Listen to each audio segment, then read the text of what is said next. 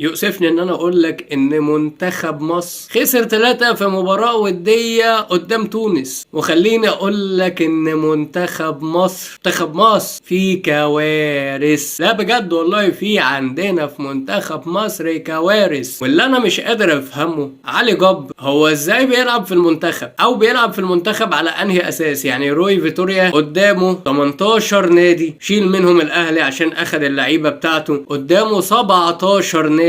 بال 17 نادي دول لو كل نادي عنده 2 بس قلوب دفاع، فانت بتتكلم ان انت عندك 34 لاعب. هل ال 34 لاعب دول ما فيهمش غير علي جبر؟ هو مش كفاية كده بقى على واحد زي ابو جبل؟ يعني ابو جبل اعتقد يعني ان فات اوانه مع المنتخب خلاص بقى. يعني ابو جبل ما بقاش في التوب فورم، ولا بقى بيجيب التوب فورم، فانا بجيبه على انهي اساس يلعب منتخب؟ اعتقد في ماتش ودي زي ده المفروض ان انا اجيب لعيبه ابص عليها اشوفهم ان هم محتاجين فرصه ولاعبهم. مش بقولك ان روي فيتوريا ده بتاع مخلل، لا خالص، لكن انا بسأل سؤال: ازاي روي فيتوريا اختار اللعيبه دي؟